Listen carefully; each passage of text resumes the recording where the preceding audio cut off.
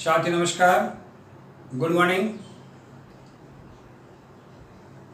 GS study group मैं B are Solanki आपका हार्दिक स्वागत व अभिनंदन करता हूं।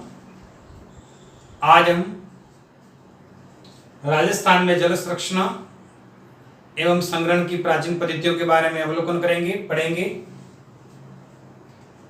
तो आज हम इस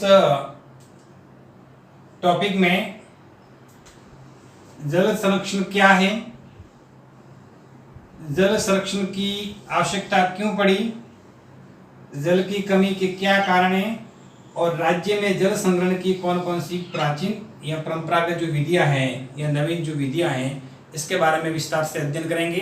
तो सबसे पहले हम शुरुआत करते हैं जल संरक्षण। जल संरक्षण क्या है? जल संरक्षण का मतलब होता है पानी का बचाव, यानी जल का एक विवेकपूर्ण ढंग से उपयोग करना ही जल संरक्षण है। पानी का सदुपयोग करना ही जल संरक्षण है।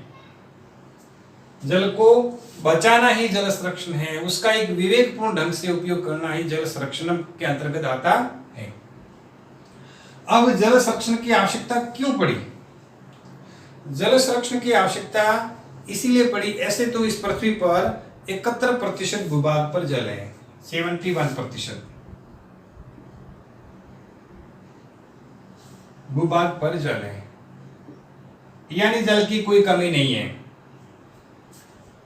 लेकिन मानव के उपयोग में जिस प्रकार का जो जल होना चाहिए, पीने योग्य जल की कमी है, पेयजल की कमी है, मानव जिस जल का जो उपयोग करता है उस जल की कमी है। तो 71% जल में से 0.07% जल ही मानव के उपयोग के लिए ठीक है। यानी 1 लाख लीटर पानी में से 1 लाख लीटर पानी में से 7 लीटर जल ही मानव के लिए उपयोगी है, बाकी व्यर्थ है। क्यों? क्योंकि अधिकांश जो जल हैं वो खारा जल है और कुछ जल हैं जो ग्लेशियर के रूप में जमा है, जिसका कोई उपयोग नहीं हो सकता। तो खारा जल और ग्लेशियर के रूप में जमा होने के कारण उस जल का उपयोग नहीं हो पाता है। इसलिए 1 लाख लीटर में से 7 लीटर ही पानी है जिसका हम उपयोग कर सकते हैं। इसी कारण वर्तमान समय में जल संरक्षण की हमें आवश्यकता पड़ी। दूसरा कारण यह है कि विश्व की आबादी का 17.5% जो हिस्सा है वो भारत में निवास करता है और जल का केवल 4% हिस्सा ही भारत में है। यानी आबादी के मुकाबले हमारे देश में जल की कमी है। इसी कारण हमें जल संरक्षण की आवश्यकता पड़ी। यदि हम राज्य के आंकड़ों पर नजर डालते हैं तो देश की जनसंख्या में राजस्थान का 10.41% हिस्सा है और जल का केवल 1%, भारत का केवल 1% जल का हिस्सा केवल राज्य में है। इसलिए राजस्थान राज्य में भी जल संरक्षण की हमें आवश्यकता पड़ी। वर्तमान समय में विश्व की जो आबादी है इतनी इसमें तीव्र गति से वृद्धि हो रही है, तो जो अधिकांश जो आबादी है वो भूजल स्रोतों पर निर्भर है। भूजल स्रोतों पर निर्भर होने के कारण निरंतर जो जल के स्तर में गिरावट आ रही है। यानी जो जल है उसका 60 से लगाकर 70% जो भूजल स्रोतों में जो जल उपलब्ध है वो जल कृषि कार्य के लिए प्रयोग में लिया जा रहा है और जल का 15 से लगाकर 20% जो हिस्सा है वो उद्योगों में उपयोग किया जा रहा है और शेष जो बचा हुआ जल है वो घरेलू कार्यों में उपयोग में लिया जा रहा है, घरेलू कार्य।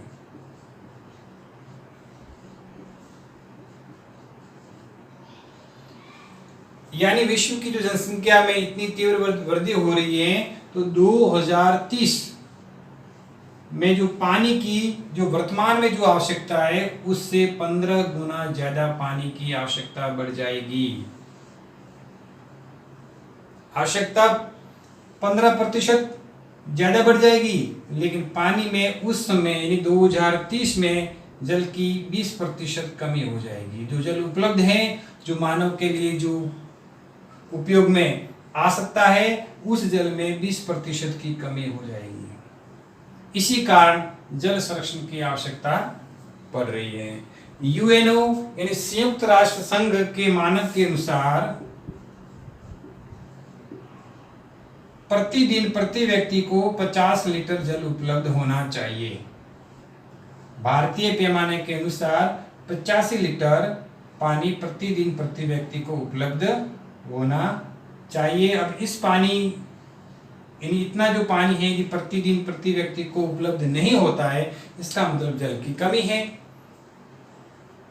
इसी कारण हमें जल संरक्षण की भी आवश्यकता पड़ी।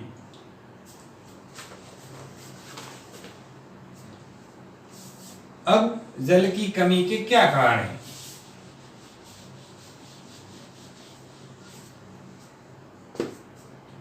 जल की कमी के कारण, जल की कमी का जो मेन कारण है, आबादी में वृद्धि, जनसंख्या में तीव्र गति से जो वृद्धि हो रही है, ये एक मुख्य कारण जल की कमी का है।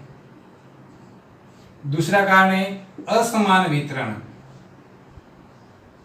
पृथ्वी में जल का असमान वितरण है, कहीं तो पानी ज्यादा है तो कहीं जल बिल्कुल कम मात्रा में उपलब्ध है। इस प्रकार ये जल का जो असमान वितरण है, यह भी एक जल की कमी का कारण है। तीसरा कारण है वर्षा जल का उपयोग न होना। वर्षा जल का उपयोग न होना। अधिकांश जो वर्षा जल है वो बारिश के समय नदी नालों के रूप में समुद्र में चला जाता है। उसका एक व्यवस्थित जो उपयोग है वो हमारे देश में नहीं हो रहा है, इसी कारण जल की कमी हो रही है। चौथा कारण है बांध व एनीकटों का अभाव। देश में या राज्य में बांध व एनीकटों का अभाव है, इसी कारण हम वर्षा जल को काफी दिनों तक उसका जो संग्रह है वो नहीं कर सकते। बांध व एनीकटों के अभाव के कारण अधिकांश जो जल है वो नदी नालों के रूप में समुद्र में चला जाता है। इसके बाद जल प्रदूषण। जल प्रदूषण भी जल की कमी का एक महत्वपूर्ण कारण है। अधिकांश जो पानी है या नदियों में जो पानी प्रवाहित होता है या जो तालाबों के रूप में या झीलों के रूप में जो पानी मौजूद है, उस पानी में भी रासायनिक तत्व, उद्योगों का जो दूषित जो जल है वो चला जाता है, जिसके कारण वो पानी दूषित हो जाता है। दूषित होने के कारण वो उपयोग के लिए सही नहीं होता है। तो ये भी जल प्रदूषण ही पानी की कमी का कारण है। तो ये है जल संग्रहण की पद्धतियां। तो राज्य में जल संग्रहण की कौन कौन सी परंपरागत जो विधियां थी, पद्धतियां थी, इसके बारे में अध्ययन करते हैं। सबसे पहला है खड़ी।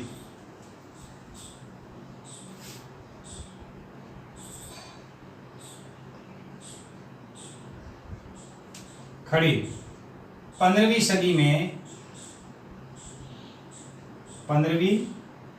में जैसलमेर जिले में पालीवाल ब्राह्मणों ने खड़ीनों का निर्माण किया। पालीवाल ब्राह्मणों ने खड़ीनों का निर्माण किया था।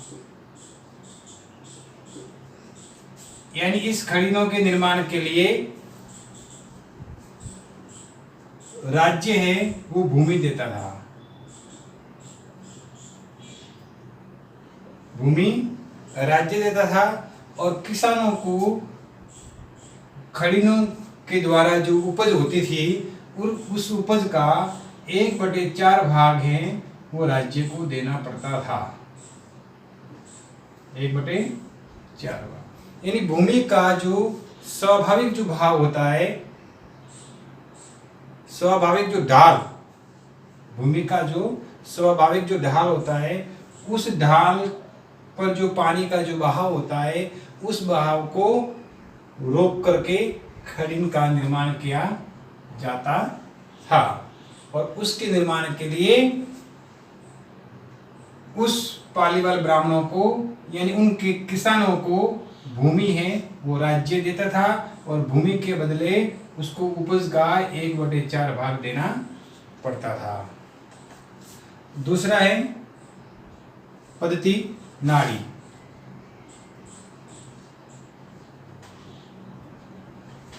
मानसून के दौरान जो बहते पानी के प्रवाह को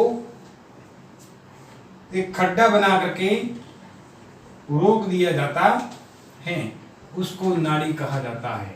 मानसून के दौरान जो बारिश का जो पानी है जो बह करके चला जाता है, उसको एक खड्डे में रोका जाता था, उसको नाड़ी कहा जाता है। अधिकांश वर्तमान समय में नाड़ियों को भी पत्थर के द्वारा पाल बांध करके उसको पक्का किया जाता है। टोबा नाड़ी का ही दूसरा रूप टोबा होता है। नाड़ी का ही दूसरा रूप टोबा होता है।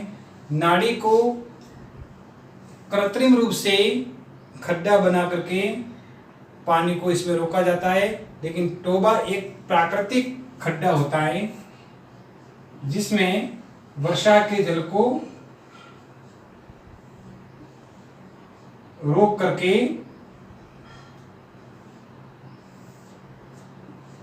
उसका जो जल है वो सिंचाई के लिए प्रयोग या अन्य कार्य के लिए प्रयोग में लिया जाता था। और इसके आसपास जो भी जो क्षेत्र था उसके आसपास जो पेड़ पौधे थे या घास भी उग जाती थी जहां पर पशु भी चरते थे। तो नाड़ी का ही दूसरा रूप है टोबा। नाड़ी और टोबा देखने में विशेष कोई अंतर नहीं होता है। नेक्स्ट है जादरा। किसी तालाब या झील के पास या नदी, किसी नदी या तालाब या झील के पास, जैसे ये तालाब है, इसके पास आयताकार रूप में एक चौक बना दिया जाता था और उसमें उस तालाब या झील का जो पानी है वो आता था और उस आयताकार चौक को जादरा के नाम से जाना जाता था। और उस आयताकार चौक का जो जादरा का जो पानी है वो धार्मिक कार्य व सामूहिक स्नान के लिए उपयोग में लिया जाता था।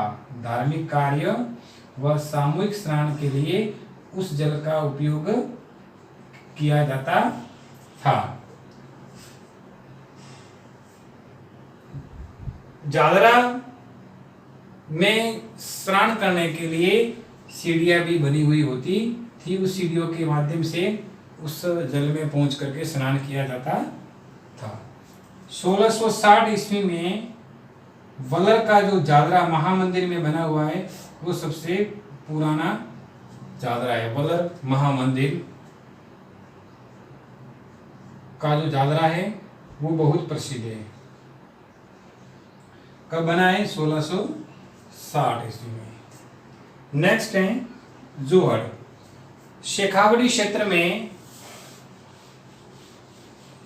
वर्षा जल को रोक करके निम्न ढाल पर रोक दिया जाता है, उसको जोहड़ कहा जाता है। शेखावटी क्षेत्र में शेखावटी वटी क्षेत्र में भूमि का जो निम्न भाग होता है वहां पर वर्षा जल को रोक दिया जाता है और वहां का जल सिंचाई कार्य के लिए भी प्रयोग में लिया जाता है। उसको जोहड़ के नाम से जाना जाता है। कुंड या टाका।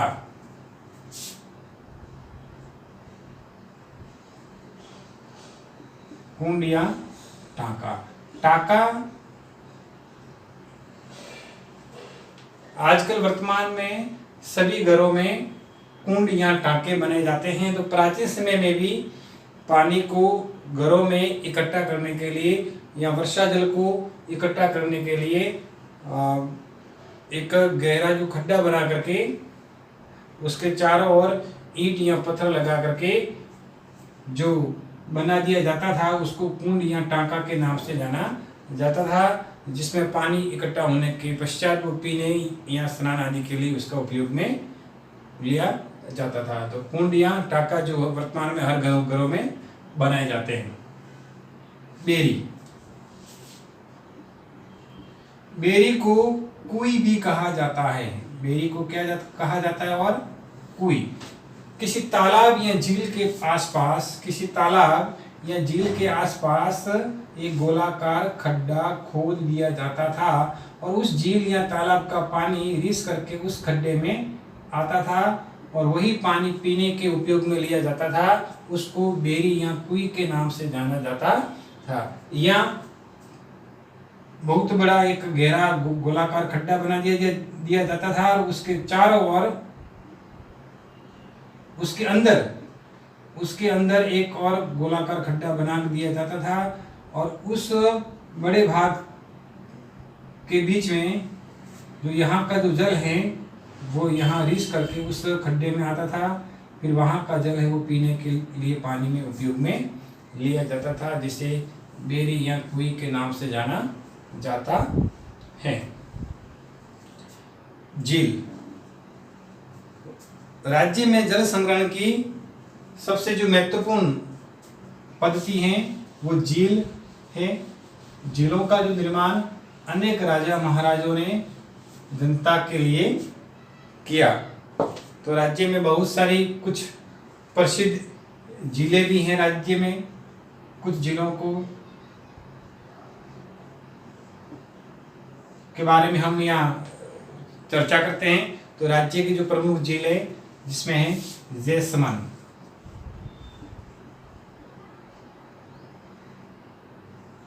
उदयपुर, पिछोला,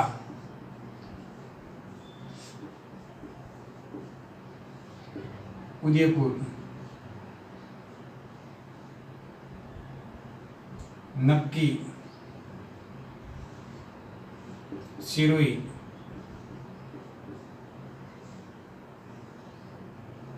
पुष्कर,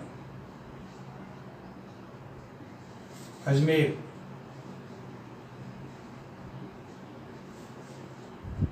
बालसमंद,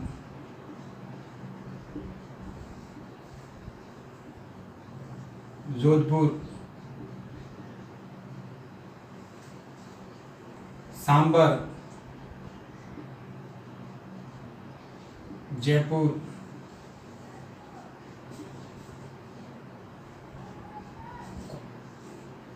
कोलायत, बीकानेर,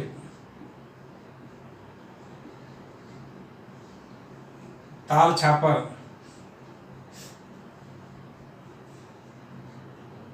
चूरू। इनके अलावा सिलीसेट,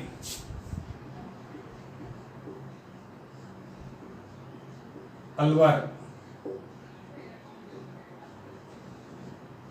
नौलखा,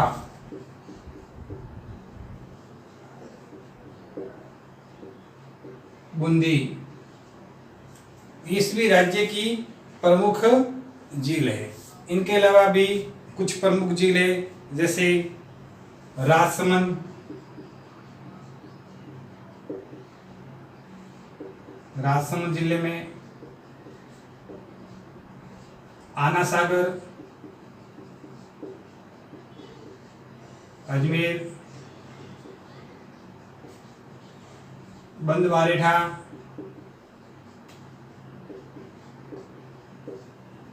जयपुर,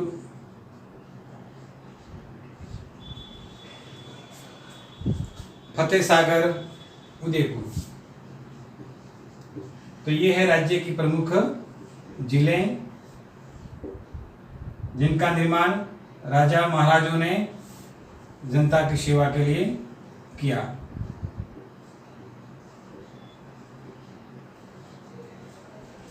तो ये है राज्य के प्रमुख जिले जैसलमेर, उदयपुर, पिछोला, उदयपुर, नक्की, सिरोही, पुष्कर अजमेर, बालसमंद जोधपुर, सांबर जयपुर, कोलायत बीकानेर, तालछापर चूरू, सिलीसेट अलवर, नौलखा बूंदी, राजसमंद में आना सागर अजमेर, बंदवारेठा भरतपुर,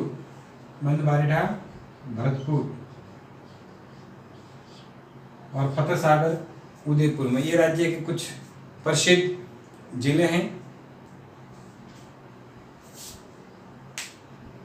अब हम पढ़ते हैं बावड़ी।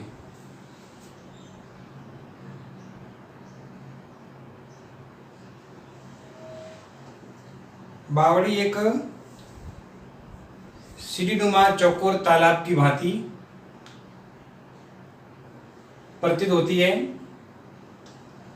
राज्य में बावड़ियों का बहुत महत्व था।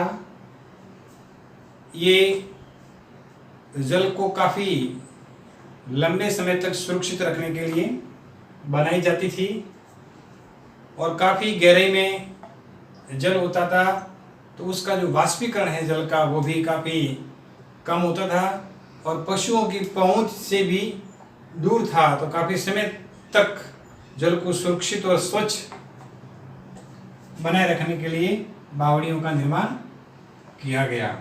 तो कुछ जो राज्य में प्रसिद्ध जो बावड़ियाँ हैं वो निम्न हैं। चांद बावड़ी,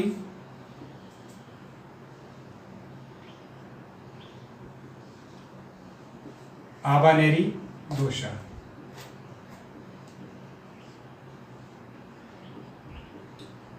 चांद बावड़ी तो एक स्थापत्य कला का अद्भुत उदाहरण है।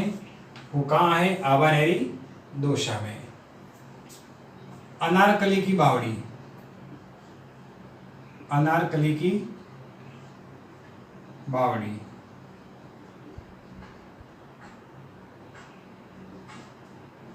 ये बूंदी। अनारकली की बावड़ी कहाँ है? बूंदी। इसके अलावा आड़ी रानी की बावड़ी, आड़ी रानी की बावड़ी, आड़ी रानी की बावड़ी टोंक जिले में। रानी की बावड़ी, रानी की बावड़ी, रानी की बावड़ी बूंदी जिले में।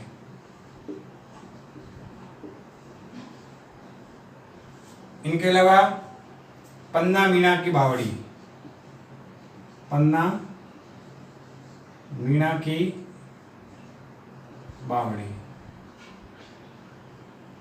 ये राज्य के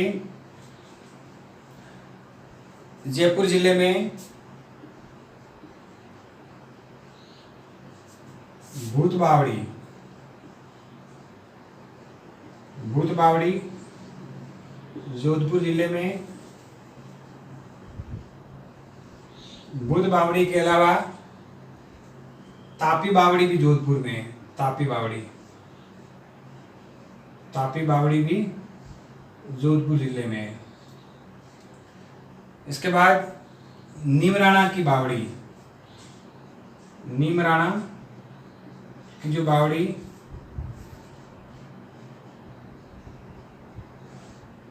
ये राज्य के अलवर जिले में। तो ये थी कुछ प्रसिद्ध बावड़ियाँ।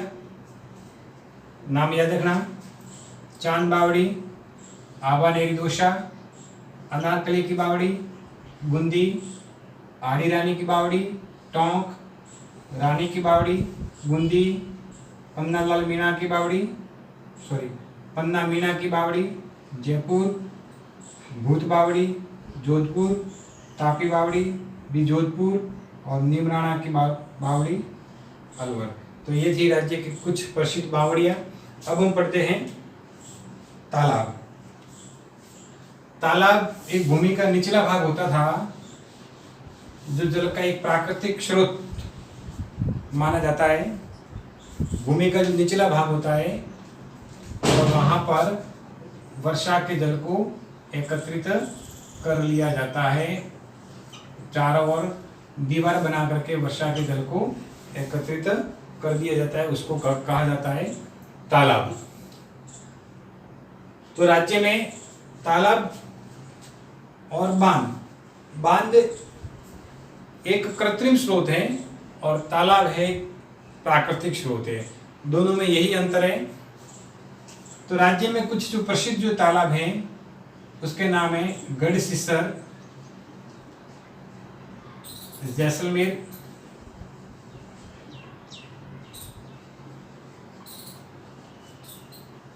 बागोलिया,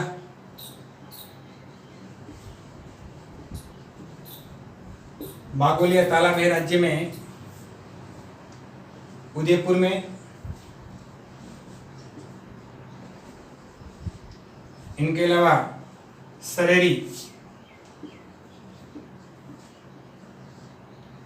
सरेरी जो प्रसिद्ध तालाब है ये भीलवाड़ा में,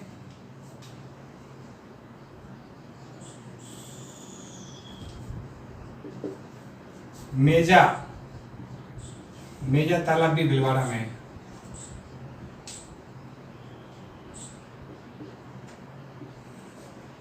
तो गढ़सीसर जैसलमेर, बागुलिया उदयपुर, सरेरी भीलवाड़ा, मेजा भीलवाड़ा, बांकिया चित्तौड़गढ़, बांकिया तालाब चित्तौड़गढ़।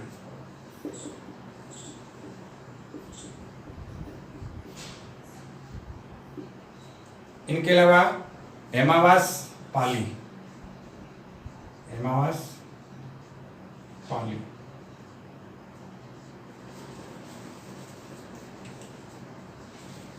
सेनापानी चित्तौड़गढ़, ये थे राज्य के प्रमुख तालाब।